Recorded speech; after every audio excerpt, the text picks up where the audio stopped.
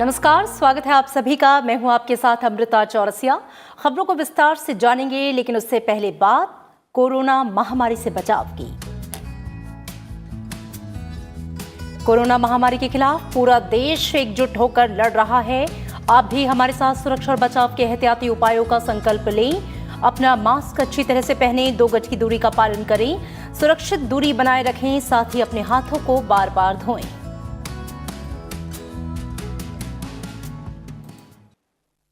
और आइए अब एक नजर हेडलाइंस पर। कोविड वैक्सीनेशन पर सरकार का बड़ा फैसला। 1 मार्च से देश भर में 60 साल से अधिक उम्र के बुजुर्गों और अन्य बीमारी से पीड़ित 45 साल के ऊपर के लोगों को लगाया जाएगा टीका। 10,000 सरकारी केंद्रों में मुफ्त और 20,000 निजी चिकित्सा केंद्रों में तय दाम पर लगेगी वैक्सीन।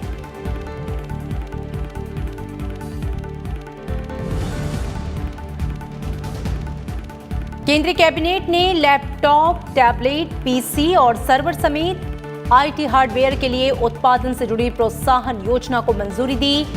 कंपनियों को 4 साल में 7,000 करोड़ रुपए से ज्यादा का मिलेगा वित्तीय प्रोत्साहन। दवा निर्माता कंपनियों के लिए भी पीआईएल योजना का फैसला।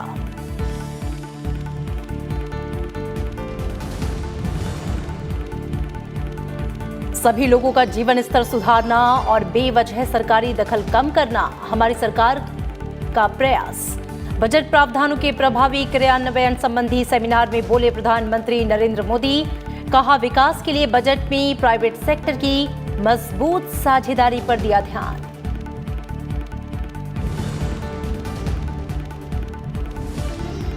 लद्दाख सीमा विवाद में चीन के साथ समझौते में राष्ट्रहित रहा सर्वोपरि। सेना प्रमुख जनरल एमएम नरवणे ने राष्ट्रीय सुरक्षा की चुनौतियों और सेना की भूमिका पर वेबिनार में कही बात। आधुनिक तकनीकों के इस्तेमाल को बताया वक्त की जरूरत।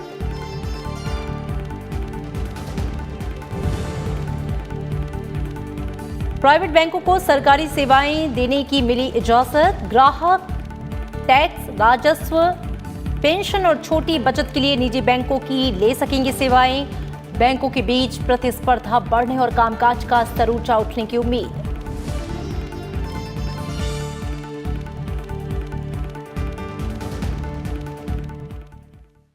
प्रधानमंत्री नरेंद्र मोदी की अध्यक्षता में आज हुई केंद्रीय मंत्रिमंडल की बैठक में 3 अहम फैसले हुए और एक विषय पर चर्चा हुई। कैबिनेट ने आईटी, हार्डवेयर और फार्मास्यूटिकल सेक्टर के लिए उत्पादन से जुड़ी प्रोत्साहन योजना को मंजूरी दी है। सरकार ने कोरोना टीकाकरण अभियान के दूसरे चरण को भी हरी झंडी दे दी। सरकार ने कोरोना से बचाव के लिए चल रहे टीकाकरण अभियान के दूसरे चरण की शुरुआत को मंजूरी दी है। 1 मार्च से 60 से अधिक उम्र के लोगों को कोरोना से बचाव का टीका लगाया जाएगा। साथ ही 45 वर्ष से ऊपर जिन्हें कोई अन्य बीमारी है, ऐसे लोगों का टीकाकरण अभियान शुरू होगा। 1 मार्च से यानी अगले सप्ताह से, सोमवार से 60 से ज़्यादा उम्र जिनकी है, और ऐसी संख्या 10 करोड़ से भी ज़्यादा है, ऐसे सभी लोगों को, और 45 से ज़्यादा उम्र जिनकी है लेकिन जिनको कोमॉर्बिडिटी है, कोई ना कोई दूसरी बीमारी है, ऐसे 45 से ज़्यादा उम्र वाले लोगों को भी 1 मार्च से टीकाकरण किया जाएगा। कोरोना टीकाकरण अभियान के अगले चरण में देश भर में 10,000 सरकारी केंद्रों में टीका मुफ्त लगेगा, जबकि करीब 20,000 निजी चिकित्सा केंद्रों में इसके लिए शुल्क देना होगा। शुल्क के निर्धारण के बारे में स्वास्थ्य मंत्रालय संबंधित पक्षों से बात कर फैसला लेगी। 10,000 सरकारी केंद्रों पर और लगभग 20,000 से भी ज़्यादा प्राइवेट केंद्रों पर, हॉस्पिटल्स में ये टीकाकरण होगा।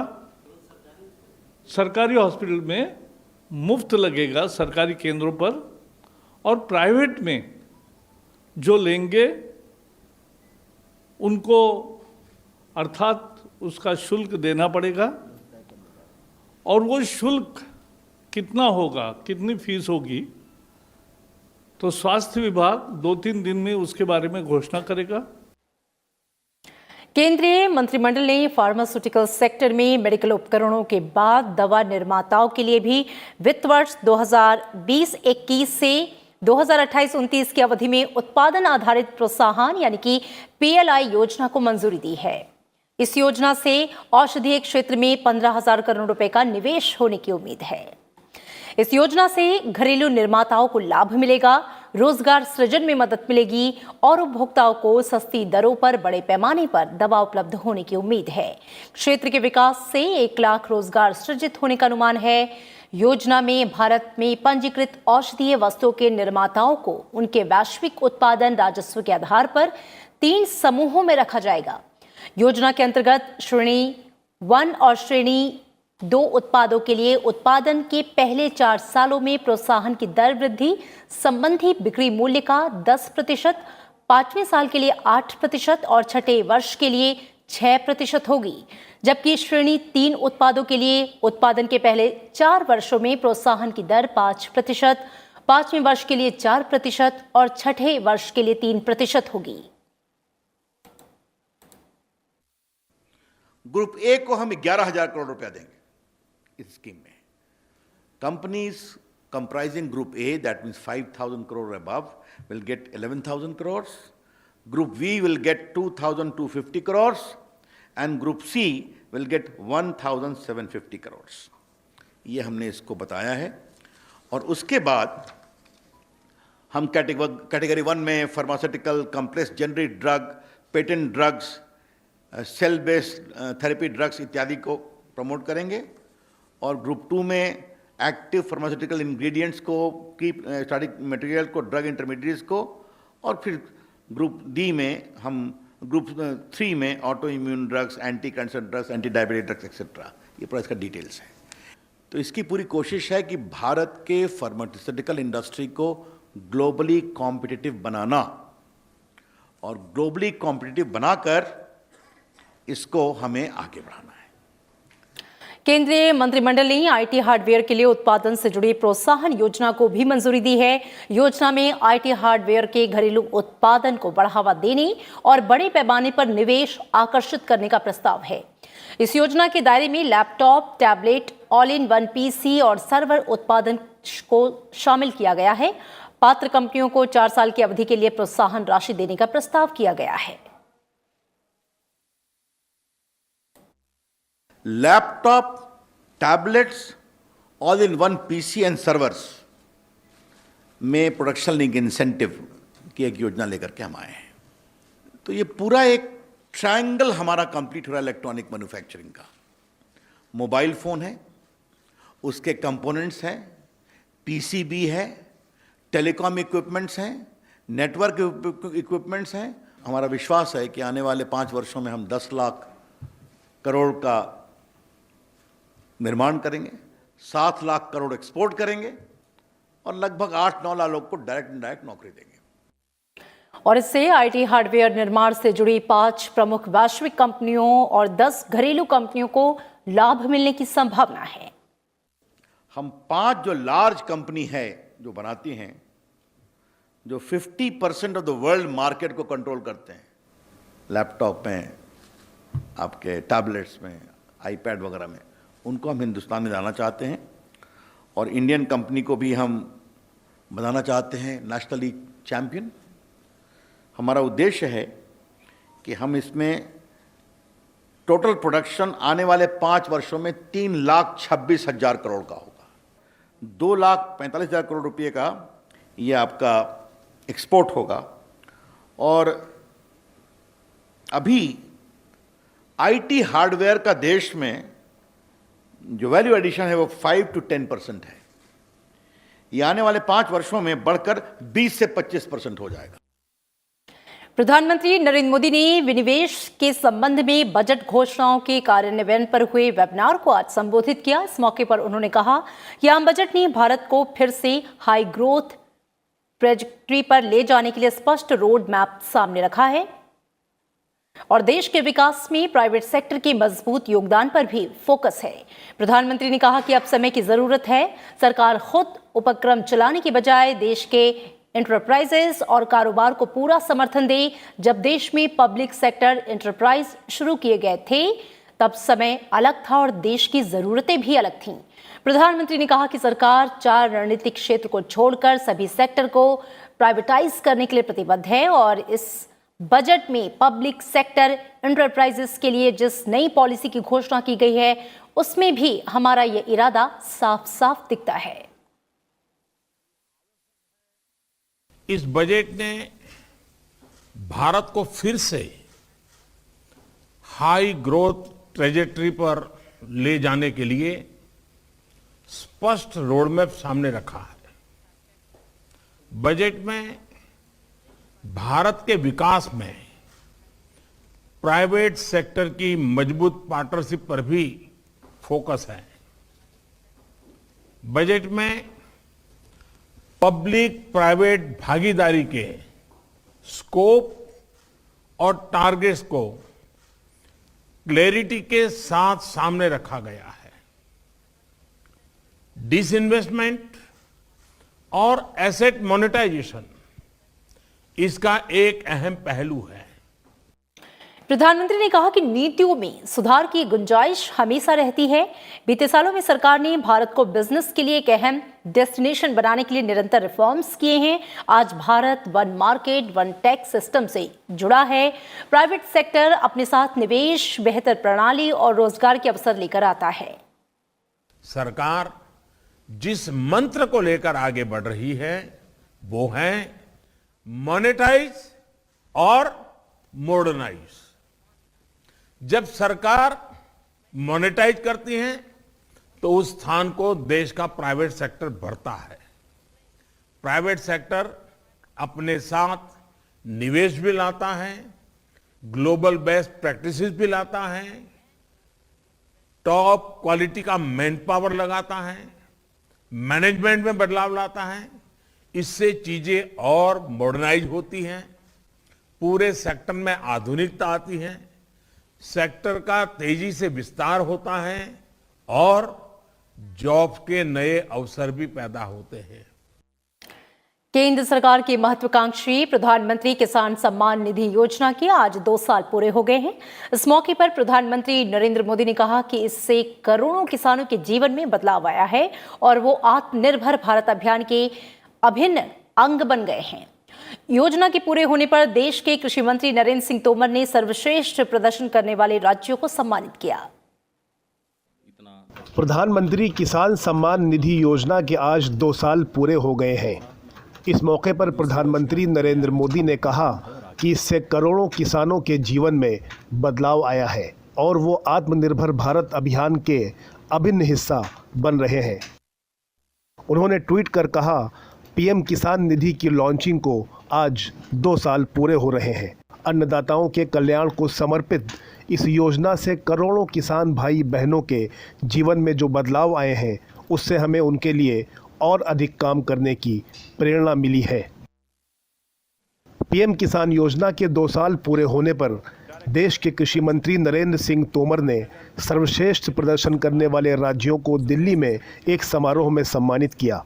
उत्तर प्रदेश को योजना को तेजी से लागू करने और अधिकतम लाभार्थियों तक पहुंचाने के लिए सम्मानित किया गया। वहीं कर्नाटक और महाराष्ट्र को तेजी के साथ आधार और फिजिकल वेरिफिकेशन के लिए भी सम्मानित किया गया। आज के दिन प्रधानमंत्री नरेंद्र मोदी जी के कर कमलों से प्रधानमंत्री किसान सम्मान निधि योजना का शुभारंभ हुआ था। यह दिन देश के इतिहास में और कृषि और किसान के इतिहास में आने वाले कल में जब कभी इतिहास लिखा जाएगा तो मील के पत्थर के रूप में इस दिन को लोग याद करेंगे। पीएम किसान योजना की शुरुआत 2019 में आज ही के दिन हुई थी। इसके तहत सरकार किसानों के बैंक खातों में हर साल 6,000 रुपये जमा कराती है। सरकार ये राशि 3 बराबर किस्तों में सीधे किसानों के खाते में डालती है। प्रधानमंत्री मोदी ने 25 दिसंबर को पीएम किसान सम्मान निधि के अंतर्गत वित्तीय लाभ की 7वीं किस्त जारी की थी। मोहम्मद फातेह टीपू, राज्यसभा टीवी। प्रधानमंत्री नरेंद्र मोदी ने आज 36वीं प्रगति बैठक की अध्यक्षता की। इस बैठक में 8 परियोजनाओं की समीक्षा की गई। इनमें सड़क, परिवहन, रेल, ऊर्जा, पेट्रोलियम और गृह मंत्रालय से संबंधित योजनाओं की समीक्षा शामिल थी। प्रधानमंत्री ने कुछ परियोजनाओं में देरी पर चिंता जताई और संबंधित अधिकारियों से मिशन मोड में काम करने को कहा। उन्होंने सड़कों की गुणवत्ता पर भी विशेष ध्यान देने को कहा। इसके अलावा सिंगल यूज प्लास्टिक के उन्मूलन कार्यक्रम की समीक्षा की गई।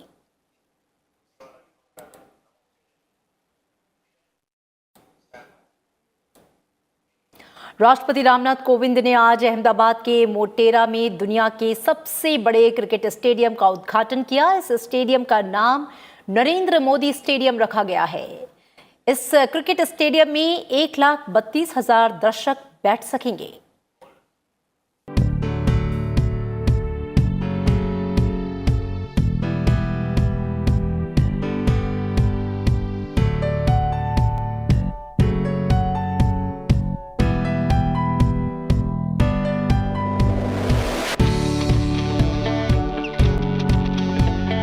ये है दुनिया का सबसे बड़ा क्रिकेट स्टेडियम, अहमदाबाद के साबरमती में स्थित मोटेरा स्टेडियम। इस स्टेडियम का नाम अब नरेंद्र मोदी स्टेडियम हो गया है। राष्ट्रपति रामनाथ कोविंद ने इस स्टेडियम का उद्घाटन किया। समुद्र वसने देवी पर्वतस्तन मंडले विष्णुपत्नी नमस्तुभ्यं पादस्पर्श क्षमस्व मे। इसके साथ ही राष्ट्रपति के कर कमलों से सरदार वल्लभ भाई पटेल स्पोर्ट्स एन्क्लेव का भूमि पूजन भी हुआ।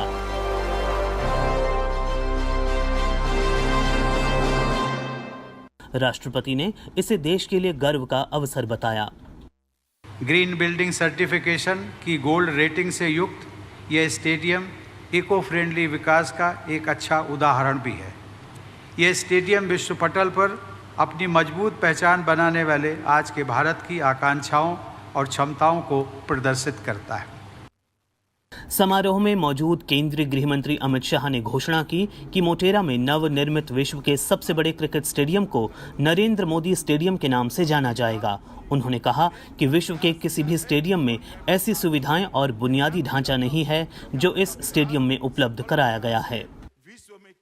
और स्पोर्ट्स इंफ्रास्ट्रक्चर के बनने के साथ ही अहमदाबाद भारत में स्पोर्ट्स सिटी के नाम से जाना जाएगा, जो हमारे प्रधानमंत्री नरेंद्र मोदी जी गुजरात के मुख्यमंत्री थे तब देखा हुआ उनका सपना था। गुजरात में जो भी होगा विश्व का सबसे बड़ा होगा और विश्व में सबसे बड़ा होकर रहेगा।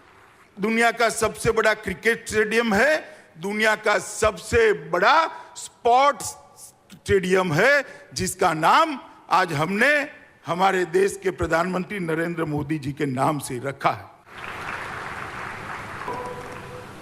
खेल मंत्री किरेन रिजिजू ने बताया कि अहमदाबाद भारत का स्पोर्ट्स सिटी के रूप में उभरता नया शहर बन गया है। अभी जो खेलो इंडिया यूथ गेम्स होते हैं, यूनिवर्सिटी गेम्स होते हैं, अब गुजरात टॉप 5 में है आज का दिन में। पहले जैसे नहीं है, गुजरात 1, 2, 3, 4, 5 में अभी खड़ा है। भारत देश में अहमदाबाद एक ऐसा शहर बनने जा रहा है जिसको हम वास्तविकता में एक स्पोर्ट्स सिटी कह सकते हैं। इसको खेल का शहर हम कह सकते हैं। जब 2016 में मोटेरा स्टेडियम को ध्वस्त किया गया था तो मोटेरा स्टेडियम में 54,000 दर्शकों की बैठने की क्षमता थी। नए क्रिकेट स्टेडियम का शिलान्यास जनवरी 2018 में गुजरात क्रिकेट एसोसिएशन की ओर से एक नए और आधुनिक स्टेडियम के निर्माण के लिए किया गया था। नरेंद्र मोदी स्टेडियम अब 1,32,000 की दर्शकों की क्षमता के साथ दुनिया का सबसे बड़ा क्रिकेट स्टेडियम है। Bureau report, Rajya Sabha TV. 8 अप्रैल को जब संसद के बजट सत्र के दूसरे हिस्से की कार्यवाही शुरू होगी तो विभाग संबंधी संसदीय समितियां मंत्रालयों की अनुदान मांगों से जुड़ी रिपोर्ट पेश करेंगी। आज कई संसदीय समितियों की बैठक हुई। इसके बारे में जानकारी दे रही हैं हमारे संवाददाता कृति मिश्रा। जी देखिए, विभिन्न विभाग संबंधी संसदीय स्थायी समितियां अपने मंत्रालयों के बजटीय व्यय और अनुमानों की विस्तृत जांच कर रहे हैं। बुधवार को वाणिज्य संबंधी संसदीय समिति की बैठक हुई।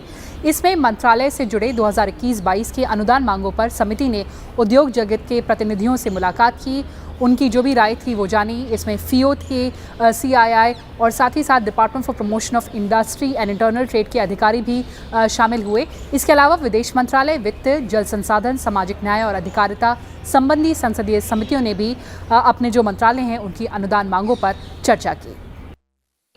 केंद्र सरकार ने पुदुचेरी की विधानसभा को भंग करने के राज्यपाल की सिफारिश को मंजूर कर लिया है। केंद्रीय मंत्री प्रकाश जावड़ेकर ने बताया कि राष्ट्रपति की मंजूरी के बाद पुदुचेरी की विधानसभा भंग हो जाएगी। नारायणसामी ने इस्तीफा दिया और किसी ने सरकार स्थापना का दावा भी नहीं किया। इसलिए राज्यपाल महोदय ने article 239 read with section 51 of UT act, union territories act, उन्होंने असेंबली के सस्पेंशन का सिफारिश की। आज इस सिफारिश को कैबिनेट ने मंजूरी दी और अब राष्ट्रपति की मंजूरी के बाद वहाँ की असेंबली डिसॉल्व होगी। बीजेपी ने कांग्रेस नेता राहुल गांधी के दक्षिण भारत और उत्तर भारत की तुलना करने वाले बयान की निंदा की है। अमेठी के सांसद और केंद्रीय मंत्री स्मृति ईरानी ने कहा कि राहुल गांधी प्रदेशों के बीच में फूट डालने की राजनीति कर रहे हैं। वहीं इससे पहले बीजेपी अध्यक्ष जेपी नड्डा ने ट्वीट करके कहा था कि राहुल गांधी दक्षिण में उत्तर के खिलाफ जहर उगल रहे हैं। उनकी फूट डालो और राज करो की राजनीति काम नहीं करने वाली है। लोगों ने इस राजनीति को खारिज कर दिया है। कांग्रेस नेता और केरल के वायनाड से सांसद राहुल गांधी ने कल तिरुवनंतपुरम में कहा कि जब वो उत्तर भारत से सांसद थे तो उन्हें एक अलग तरह की राजनीति की आदत हो गई थी और केरल आना उनके लिए ताजगी भरा रहा। राहुल गांधी ने कहा था कि यहाँ के लोग गहराई से मुद्दों में दिलचस्पी लेते हैं। मुझे लगता है कि प्रदेशों के बीच में फूट डालने की जो राजनीति राहुल गांधी कर रहे हैं उससे भारतीय लोकतंत्र को आघात पहुंचाने वाली उनकी राजनीति का जवाब देश की जनता उन्हें 2019 के चुनाव में दे चुकी है। कल आपने गुजरात के जब स्थानीय निकाय के चुनाव के परिणाम देखे, उसमें भी कांग्रेस पार्टी की हार और 85% सीटों पर भारतीय जनता पार्टी की जीत जवाब है राहुल गांधी की डिवाइसिव पॉलिटिक्स का। पश्चिम बंगाल में चुनावी सरगर्मियों के बीच बीजेपी ने उत्तर 24 परगना के कांचरापाड़ा इलाके में बंगाल पुलिस पर परिवर्तन यात्रा रोकने का आरोप लगाया है। परिवर्तन यात्रा रोके जाने के खिलाफ बीजेपी नेता और बंगाल के प्रभारी कैलाश विजयवर्गीय समेत बीजेपी के कई नेता धरने पर बैठ गए। बीजेपी नेताओं की मांग थी कि परिवर्तन यात्रा पहले से निर्धारित मार्ग से ही गुजरे। बीजेपी की परिवर्तन यात्रा उत्तर 24 परगना के कांचरापाड़ा इलाके के कापा मोड़ से गुजर रही थी। उसी समय पुलिस ने यात्रा को रोक दिया और रास्ते में बैरिकेड खड़ा कर दिया।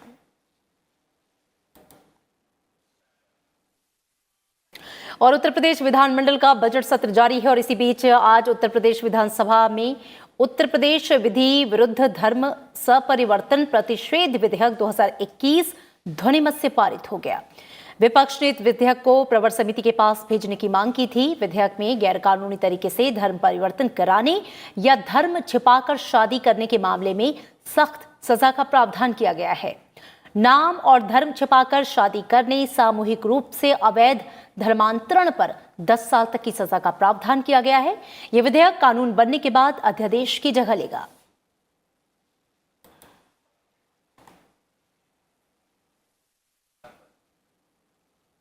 और देश के कुछ राज्यों में सक्रिय मामलों में वृद्धि के बाद केंद्र ने इन राज्यों में उच्च स्तरीय टीम की नियुक्ति की है।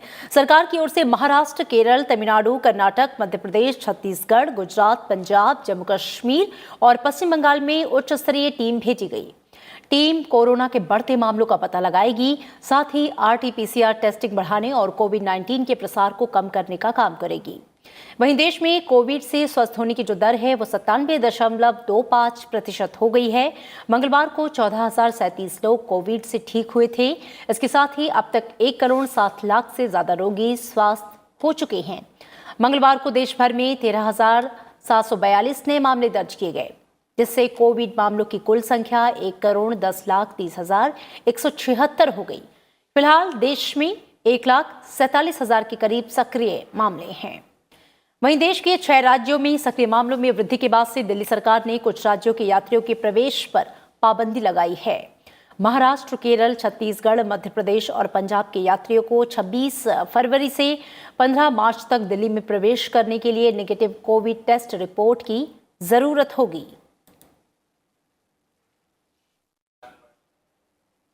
भारत सरकार की ओर से श्रीलंका सहित 7 अन्य देशों भूटान, मालदीव, बांग्लादेश, नेपाल, म्यांमार, सेशेल्स, अफगानिस्तान और मॉरिशस को अनुदान सहायता के तहत कोविड-19 के टीके उपलब्ध कराए गए हैं। अफगानिस्तान के राष्ट्रपति अशरफ गनी ने कोरोना वैक्सीन मुहैया कराने के लिए भारत का आभार जताया। अशरफ गनी ने कहा कि भारत ने महत्वपूर्ण समय में वैक्सीन दी है, इससे बड़ा तोहफा अफगानिस्तान के लिए दूसरा नहीं हो सकता। भारत की ओर से अफगानिस्तान को 5 लाख वैक्सीन की डोज मुहैया कराई गई है। वहीं पूर्वी अफ्रीकी देश सेशेल्स के राष्ट्रपति वेवेल रामकलावन ने भी भारत सरकार और प्रधानमंत्री नरेंद्र मोदी को धन्यवाद दिया है। उन्होंने कहा कि अफ्रीकी देशों में सबसे पहले उन्हें वैक्सीन मुहैया कराया गया, इससे वैक्सीनेशन प्रोग्राम शुरू हो सका है।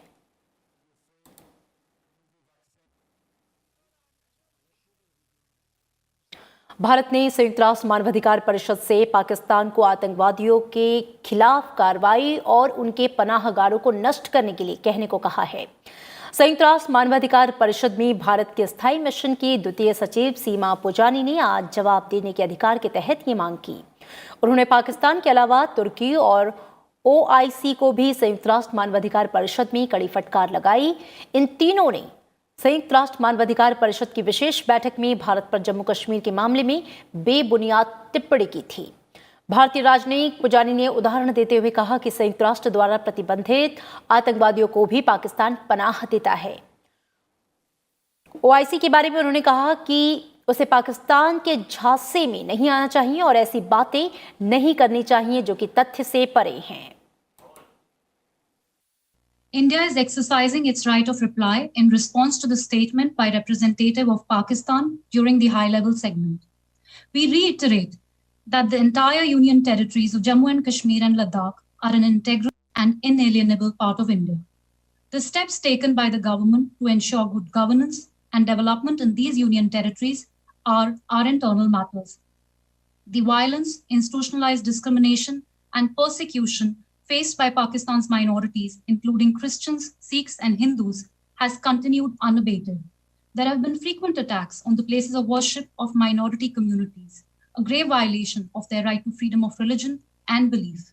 As regards the remarks made by Turkey, we find them completely unacceptable. It's ironical for a country which has trampled upon its own civil society to pass unjustified comments on others' internal matters. As far as the subject of UN resolutions is concerned, we would advise Turkey to practice what it teaches by first implementing those UN resolutions that apply to it. As regards the OIC's statement, we reject the factually incorrect and unwarranted references to India. We regret that the OIC countries continue to allow Pakistan to misuse OIC platforms to indulge in anti-India propaganda. थल सेना प्रमुख general MM Naravane ने LAC के हालात पर बोलते हुए साफ तौर पे कहा कि सीमा पर हालात पहले से बेहतर हैं, हालांकि अभी डी-एस्केलेशन होना बाकी है। उन्होंने कहा कि चीन के साथ भारत का रिश्ता वैसा ही होगा जैसा भारत चाहेगा। थल सेना प्रमुख ने बताया कि जो भी समाधान हुए हैं उनमें अपने हितों को ध्यान में रखा गया है। Whatever we did as a government, as a nation, has shown that the resolve that we have in maintaining our interests foremost. And I think with this whole of government approach, our relations with China will remain on a, and I won't say on an even keel, but our relations with China would develop along the path or route that we wish it to develop as थल सेना प्रमुख general MM Naravane आज राजधानी दिल्ली में आयोजित एक webinar को संबोधित कर रहे थे। थल सेना प्रमुख ने कहा कि जम्मू कश्मीर में घुसपैठ, आतंक और पत्थरबाजी जैसी घटनाएं पर लगाम लगाई जा चुकी हैं। साथ ही पूर्वोत्तर राज्यों में शांति और स्थिरता स्थापित करने में कामयाबी मिली है। उन्होंने कहा कि सेना तकनीक पर खासा जोर दे रही है।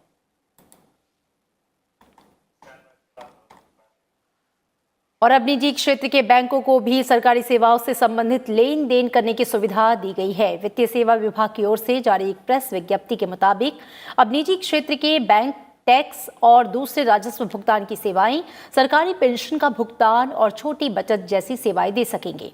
इस तरह की सहूलियत अब तक सरकारी बैंक या चुनिंदा प्राइवेट बैंक को ही थी। सरकार का मानना है कि इस कदम के बाद से ग्राहकों को फायदा होगा, बैंकों के बीच स्वस्थ प्रतिस्पर्धा बढ़ेगी और कामकाज का स्तर भी ऊंचा होगा। सरकार ने इस फैसले के बारे में भारतीय रिजर्व बैंक को सूचित कर दिया है। और इसी के साथ फिलहाल इस बुलेटिन में इतना ही, लेकिन चलते चलते एक बार फिर आपसे अपील, कोरोना महामारी के खिलाफ पूरा देश एकजुट होकर लड़ रहा है। आप भी हमारे साथ सुरक्षा और बचाव के एहतियाती उपायों का संकल्प लें। अपना मास्क अच्छी तरह से पहनें, 2 गज की दूरी का पालन करें, सुरक्षित दूरी बनाए रखें, साथ ही अपने हाथों को बार बार धोएं।